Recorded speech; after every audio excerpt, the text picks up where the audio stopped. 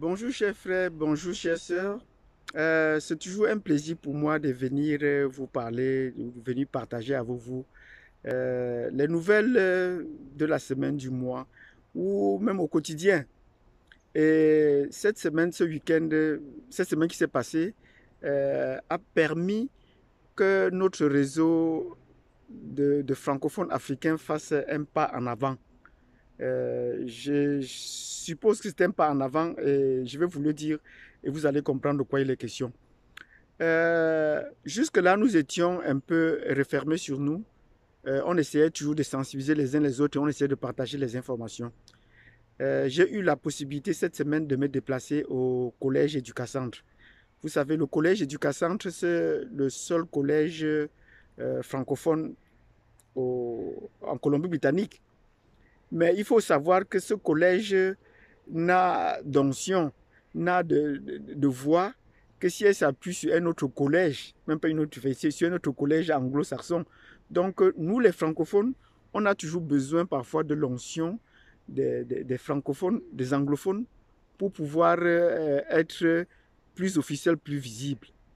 Donc, ben, qu'à cela ne tienne, nous avons quand même rencontré en fait, les personnes indiquées avec qui on pouvait échanger, la conseiller aux étudiants, la conseiller aux enseignants, avec qui on leur a parlé de notre projet et qui nous ont bien accueillis. Et on a profité par là pour trouver d'autres membres. Par exemple, comme Sergine que vous avez trouvé sur la plateforme et qui sont bien motivés. Donc, ajouter à cela, pour les bonnes nouvelles de cette semaine, nous avons Afro-Canadian TV qui vient s'ajouter à Limo TV, qui sont déjà deux télévisions qui peuvent nous servir de porte-parole à l'extérieur. Donc, quand ceci vient s'ajouter à cette rencontre au Collège du Cassan, qui nous ont dit non, si vous avez des prospectus, si vous voulez vous faire savoir, si vous voulez, nous sommes prêts à diffuser vos prospectus, à en parler aux autres étudiants ou en parler à d'autres personnes et même à mettre sur notre plateforme web. Et j'ai pris ça comme une bonne nouvelle. Waouh! Voilà déjà un point où on pourrait vraiment se faire connaître. Je vous rappelle que je suis encore étudiant au collège du Cacentre. Je prends des cours au niveau collégial comme aide pédagogique appliquée. Je suis presque finissant déjà. Et j'ai déjà fait mon premier stage. Il ne manque plus que le deuxième pour avoir mon diplôme. Donc, en principe, j'aurais déjà obtenu mon certificat. Mais hormis ce stage qui est au niveau du certificat, donc je pense que je pourrais le faire la saison prochaine. Mais ce n'est plus une épreuve de course pour moi. Donc, à partir de ce moment, je me suis rendu compte, je vous le dis, la plupart des enseignants, la plupart des étudiants au niveau du diplôme en aide pédagogique sont presque tous des Africains. Je vous le rassure. Ils sont presque tous des Africains. Et vous voyez que ça, c'est une opportunité pour nous de pouvoir nous sensibiliser ceux d'autres qui vont arriver, parce que ceux qui vont arriver seront encore plus nombreux, ou ceux qui sont déjà qualifiés, qu'on se mette ensemble. Pourquoi est-ce qu'on ne pouvait pas penser à terme ouvrir un collège francophone africain ici? Certains me parleront d'école francophone, c'est possible. Je parle de collège francophone, c'est à vous de voir, parce qu'il n'y en a pas de collège francophone tel que nous le concevons, tel qu'on conçoit nous-mêmes les études francophones. Est-ce qu'on ne pourrait pas le faire, voir des écoles en mettant en avant les valeurs francophones? Voilà un projet sur lequel nous devons travailler et qui peut nous interpeller à nous rassembler davantage. Et pour exécuter un tel projet, euh, Frère Guy a mis sur la plateforme la vision d'un politicien africain. Ce n'est pas ça que nous voulons dire. Mais même Hamid, avec qui on a déjà parlé, nous a dit souvent, avec qui on a partagé, nous a dit, ce qui est plus important, le plus grand investissement, c'est humain. La plus grande ressource doit être humaine. C'est les hommes. Même ceux qui font des investissements, qui réalisent des grands bénéfices, qui ont de l'argent, qui ont cela, eux, ils savent dans leur fond intérieur que c'est l'humain. Et ça, ce sont des choses qu'on n'enseigne pas à l'école. On n'enseigne pas à l'école. Or, nous-mêmes devons découvrir. Rappelez-vous que la première ressource, elle est d'abord humaine. Elle n'est pas financière, elle n'est pas matérielle, elle est humaine. Et c'est la raison pour laquelle sur cette plateforme, nous nous battons à dire que mettons-nous ensemble, mobilisons-nous, soyons de plus en plus nombreux. Nous sommes à mesure d'être 200 si chacun ne faisait qu'inscrire une personne par semaine. nous sommes capables d'être nombreux de le convaincre que non, il est bon d'être ensemble. La première ressource est humaine. Et je vous ai dit, quand nous atteindrons 200 personnes, c'est les autorités municipales qui viendront nous chercher pour nous dire qu'est-ce qu'on peut faire pour vous. Ce n'est pas nous qui allons aller vers eux et qui vont nous poser des questions pour nous dire, pour nous poser leurs conditions. Non, c'est eux qui viendront nous chercher parce que nous constituons déjà une force. Donc, ne nous empressons pas, nous sommes sur la bonne voie et je veux encourager tous ceux qui sont avec nous et tous ceux qui sont encore à la traîne de se mettre au rythme et qu'on avance plus rapidement. On peut avancer plus vite si les gens sont motivés, si les gens sont attachés. Donc, je demande à tous ceux qui ont une expertise sous la main à nous joindre pour qu'on puisse la faire avancer. Nous avons besoin de toutes les expertises. Ne vous dites pas comme vous êtes boulanger ou comme vous êtes électricien, vous n'avez pas de place là. Non. Ça, ce n'est qu'au niveau de la théorie, de la conception. Mais au niveau pratique, on a besoin de tout le monde parce qu'on peut aider d'autres personnes. Et j'ai refait, Khalifa s'est souvent manifesté et a dit souvent son désir de pouvoir travailler avec les Africains. Je n'hésite pas toujours à mettre les Africains ou à dire à ceux qui ont besoin de chercher du travail, est-ce que vous pouvez rencontrer Khalifa avec qui vous pouvez partager? Et son numéro est sur la plateforme. Ceux qui en ont besoin peuvent toujours me saisir. Je peux les en parler. Ceux qui peuvent travailler dans la construction peuvent tout nous saisir. On peut en parler à Hamid. Quelles sont les conditions pour travailler dans ta boîte? Est-ce qu'il y en a? Donc on a des gens qui travaillent dans des secteurs différents et qui peuvent vous soutenir si vous avez besoin de changer de secteur d'activité, ainsi de suite.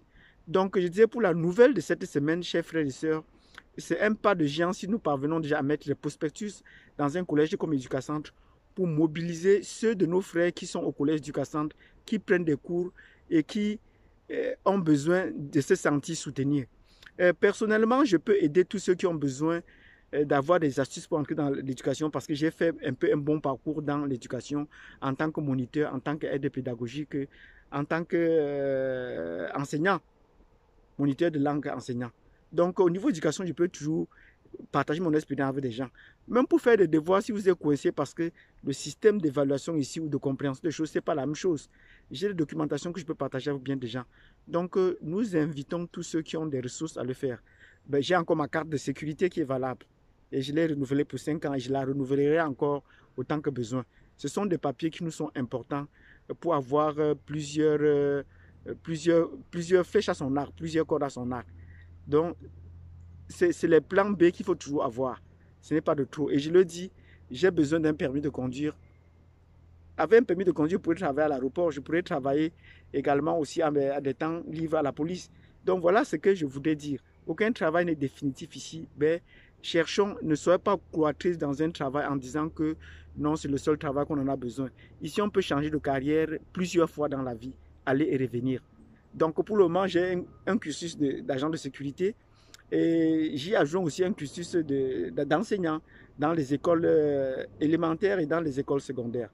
Donc, j'ai pris tous ceux qui peuvent avoir une idée sur notre communication de nous joindre. Et j'ai lancé déjà l'appel aux responsables de Afro, Canadian TV et à Limo TV et tous les experts en communication qu'on se joint pour voir comment sensibiliser et mobiliser davantage les Africains sur cette plateforme. C'est important qu'on en parle et qu'on rappelle aux uns aux autres pour que ce ne soit pas une corvée, pour que ce ne soit pas très restreint à des moments précis. Donc sur ce, je vais vous prier de continuer à sensibiliser les frères, de se mobiliser. C'est un travail dans le temps, il n'est pas ponctuel. C'est un travail continu, c'est un travail répétitif.